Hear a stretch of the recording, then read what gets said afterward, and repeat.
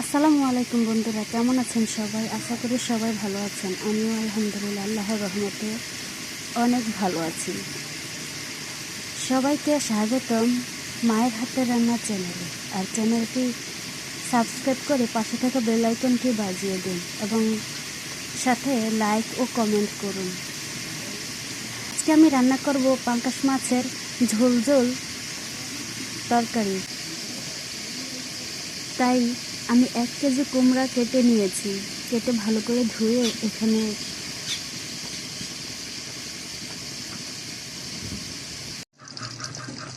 প্রথমে আমি পাঙ্গাস মাছ কেটে ভালো করে লবণ দিয়ে ধুয়ে নিয়ে ভেজে নিয়েছি।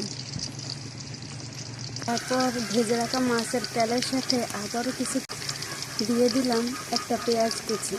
এখন পেঁয়াজটাকে ভেজে আমি দিয়ে দেব আদা বাটা, দিয়ে দিলাম জিরে বাটা। এখন এটাকে আমি ভালো করে ভেজে নেওয়া হয়ে গেলে দিয়ে দেব 2 চামচ হলুদ গুঁড়ো ও দিয়ে দেব মরিচের গুঁড়ো, 2 টেবিল চামচ মরিচের গুঁড়ো। এখন আমি এটাকে ভালো করে একটু ভেজে দিয়ে দেব পরিমাণ মতো লবণ।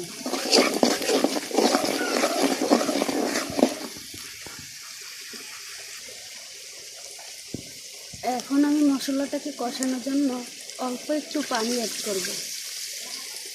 যতক্ষণ না মশলার পানিটা শুকিয়ে যাচ্ছে ততক্ষণ আমি মশলাটাকে ভেজে নেব।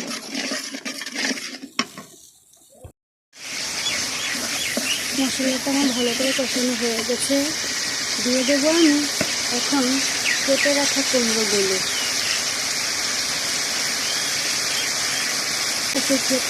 কেমন উপরে বেশি উঠেছে।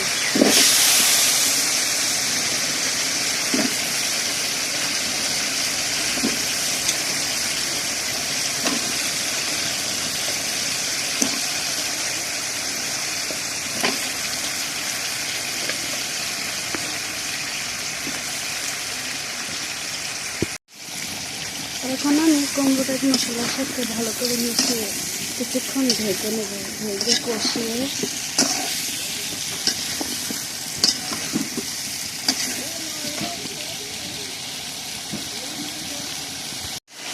কুমড়োটাকে আমি এভাবে কিছুক্ষণ ভালো করে কষিয়ে নেব।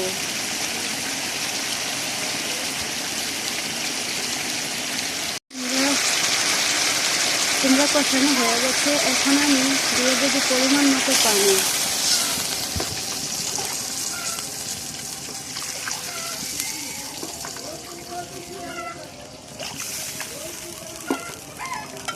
এখন আমি দিয়ে দেবো মাছ আমি দিয়ে দিয়েছি। এখন তরকারিটাকে ঢাকনা দিয়ে কিছুক্ষণ রান্না করব। দেখুন তরকারির জল কমে একদম পারফেক্ট পরিমাণে চলে এসেছে। এখন আমি তরকারিটাকে উঠিয়ে নেব। দেখুন তৈরি হয়ে গেছে পাঙ্গাস মাছ দিয়ে কুমড়ার ঝোল ঝোল তরকারি। আর এই তরকারি এখন ভাতের সাথে পরিবেশন করুন। ধন্যবাদ সবাইকে ভিডিওটি দেখার জন্য, আর পাশে থেকে সাপোর্ট করবেন। ধন্যবাদ। আবার দেখা হবে নতুন কোনো ভিডিওতে। আল্লাহ হাফেজ।